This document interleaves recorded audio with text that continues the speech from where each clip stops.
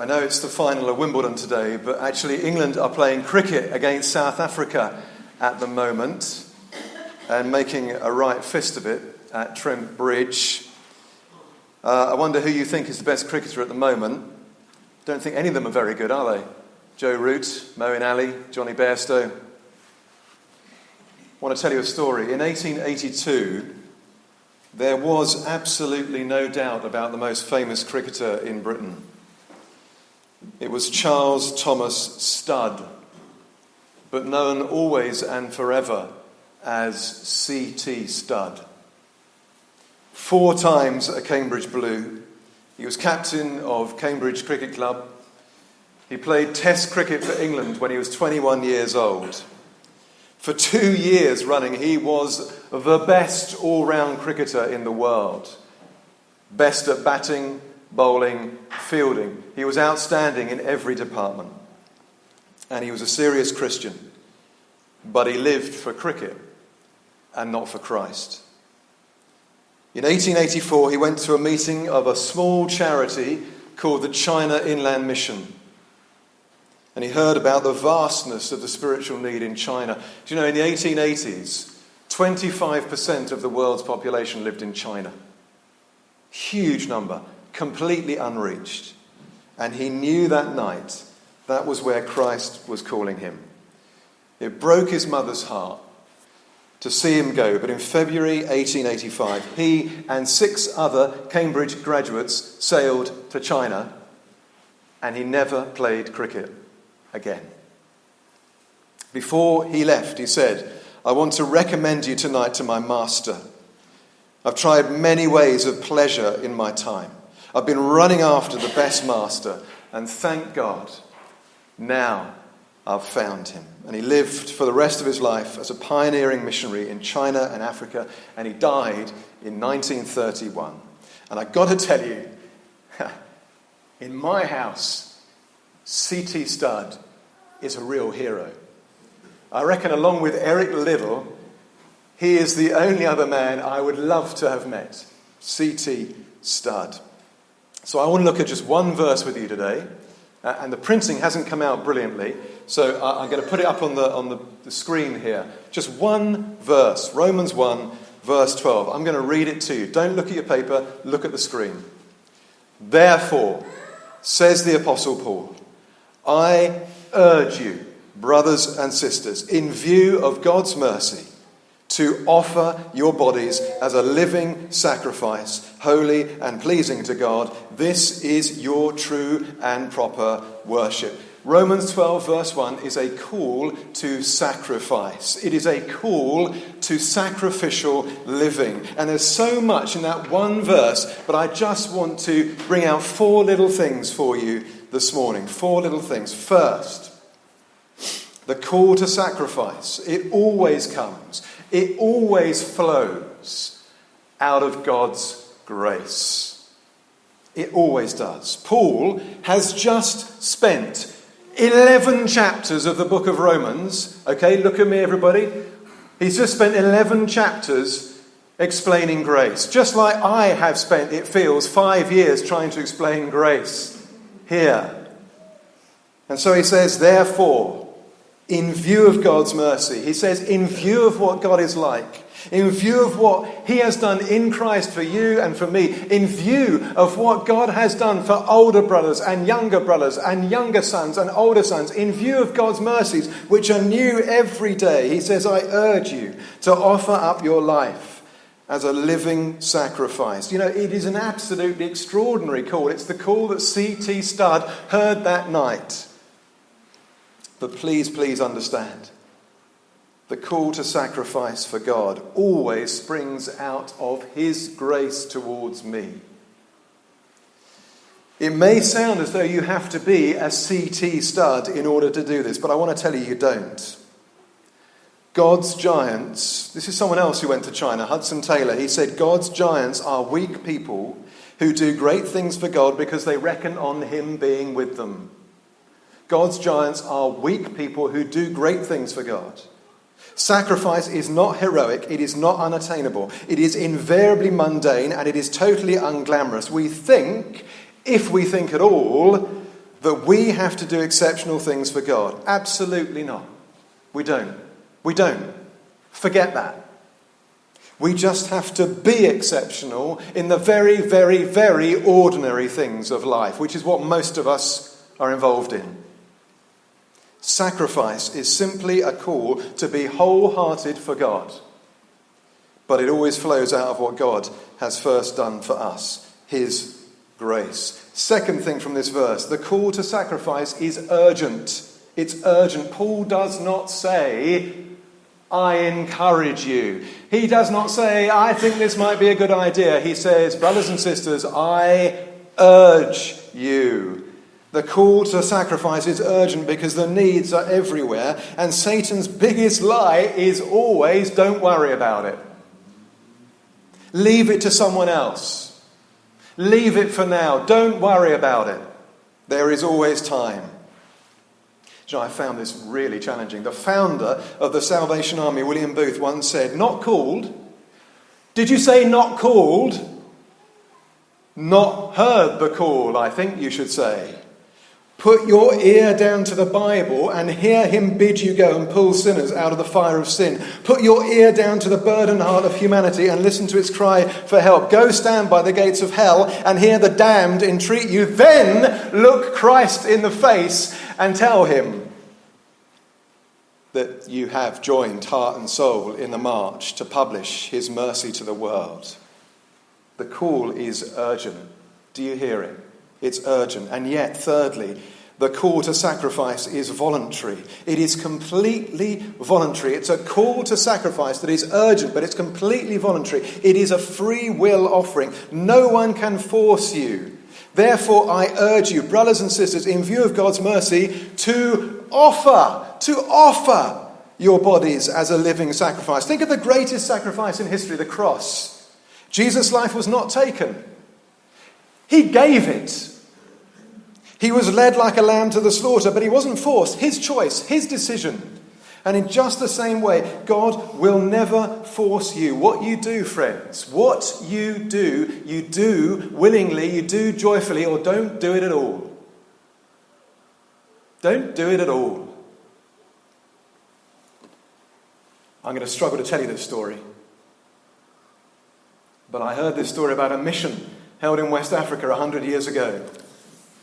And on the first night, a woman, a deeply, desperately poor, destitute woman, was powerfully converted on the first night of this mission. And the custom was that each evening of this mission, people who had been really challenged and affected by the message would bring small gifts to lay on the altar in gratitude to God. Just things like a yam or a grapefruit, something they'd grown. But this woman was so poor that she had absolutely nothing to give.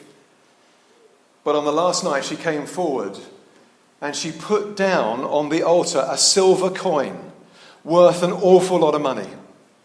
And the missionary in charge of the mission thought, oh no, she must have stolen it. There's no way she could afford that. She must have stolen it. But he didn't want to embarrass her, so he didn't say anything. But afterwards he went up to her and he said, how could you possibly afford that gift? This is what she said. She was so happy to be freed from her crippling guilt and sin. She was so happy to know finally where she was headed. She was so happy to discover the depth of Jesus' love for her that she wanted to contribute to making Christ known. So this is what she had done. It had been her privilege to go to a local plantation owner and sell herself into slavery for life, for the silver coin which she then laid on the altar that night. And you may say, madness. How stupid. What a ridiculous thing to do. Maybe. But compulsion, never. No way. Nothing compelled her to do that. There was no force. She did it willingly. She did it voluntarily. But you know what? If what the Bible says is true, if what Paul says about grace is right, then in the end, sacrifice is simply our logical response to what God has done. And that's the last thing. The call to sacrifice is simply a logical response. You see, the last bit of verse 1 This is your true and proper worship. The word for true and proper could be translated reasonable or even logical. So Paul is saying, what I'm suggesting, he says, what I'm suggesting to you is simply a logical response to what Christ has done for us. So I want to go back to C.T. Studd. Just hear this. There's another bit of the story that really gets me, and it is the application for us today. So please listen. 2 years after he went to China, 1887, he inherited from his dead father, because he'd reached the age of 25, he inherited £29,000. Now, you can go online and you can convert £29,000 from 1885 into today's money. And in today's money, that's between £2 and £2.5 million. He inherited a fortune. He immediately gave £20,000 away to 4 Christian missions. He said to his wife-to-be, "What shall we do with the rest?" "What did Jesus tell the rich young man to do?" she said. Jesus told him to sell all he had. So his wife-to-be said, "Well, let's give it all away and let's start clear with the Lord at our wedding." And that is exactly what they did. You know, C.T. Studd really, really challenges me, because you know what? He gave up everything. He gave up fame. He gave up recognition. He gave up success. He gave up everything the world values. But he had one last thing. He had one last thing. He had all that money and he gave that away. Do you know, friends, do you know what we spend so much of our time doing? Do you know what we do? We all spend money that sometimes we don't even have to buy things we don't even need, to impress people we don't even like. Don't we? Don't we? One very real area where we could live sacrificially is in our financial giving. Wherever you serve, whatever you do, fantastic. We are so grateful. But this is an area that we need to think about. The turnaround at Denton these last few years has been miraculous. Such that for the very first time in all history, in all, 500 million years that Denton Church has been going, we are finally paying for the cost of a minister. We're finally paying the full cost in 2017 of a full-time minister. It's never been done. But please, we need to keep going at it, because we have lost some significant givers in the last 12 months through death and circumstances. Our income at the moment does not match our outgoings, and the treasurer is worried. And when the treasurer is worried, I get worried. So I want to say, please hear this. By all means, give generously and give widely wherever you want to. But if you are a Christian, I want to say to you, I want to look you in the eye this morning, I want to tell you, if you're a Christian, gospel giving for your church family must be your first priority. The Bible doesn't say how much, but what would Paul say? Paul would say, give in view of God's mercy. He would say, give in response to God's grace. So here we are, wait for it, try 10% of your gross income. Try giving 10% of your gross income and see what happens. I love this story about John Wesley. John Wesley, the Methodist, incredible preacher. He worked out how much he needed to live on, and he stuck to that figure for the rest of his life. So during his life, his income went like this, and his expenses stayed exactly the same. So by the end of his life, he wasn't tithing. He was giving away 90% of what he got. 90%.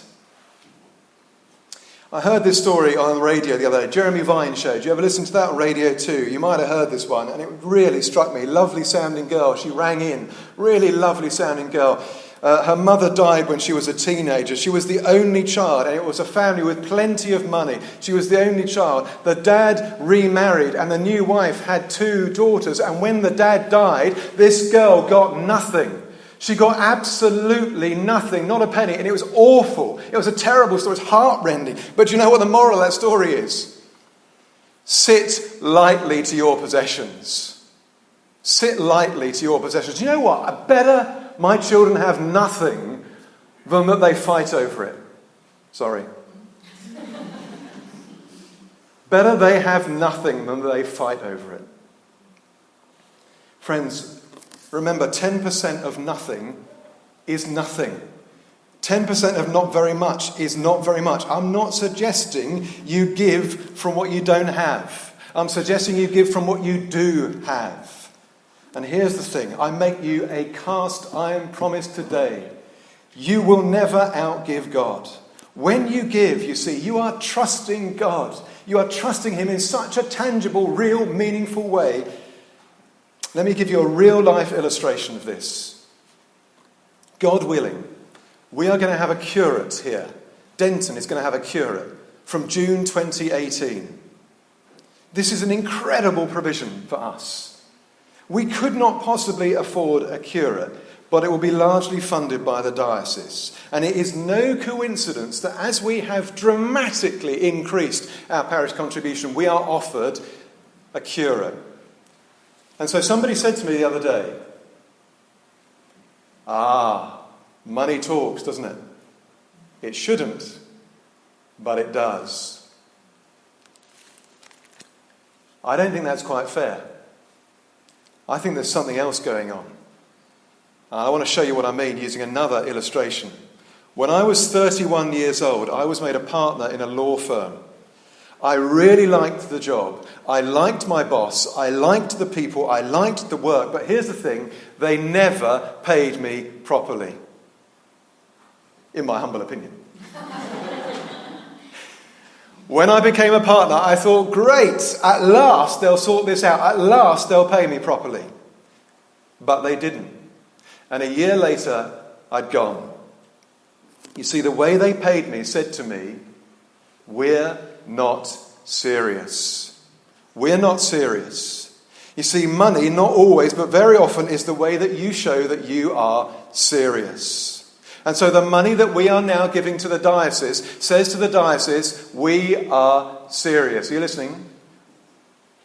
And so the diocese say to us, we're going to take you seriously. You're now taking this stuff seriously. We can see you're doing church seriously. We can see that you're taking church seriously. We're going to take you seriously. We're going to place and fund a curate with you, and in return, you will train him. Do you see? You can't outgive God. That massive increase that we have made to the diocese, we're going to get it all back tenfold. That's the bit I'm worried about recording. But by funding a curate for us, we're getting it back tenfold. Tenfold! You cannot outgive God, I promise you. I promise you. So that's how much. But here's the second thing. Give in a planned way.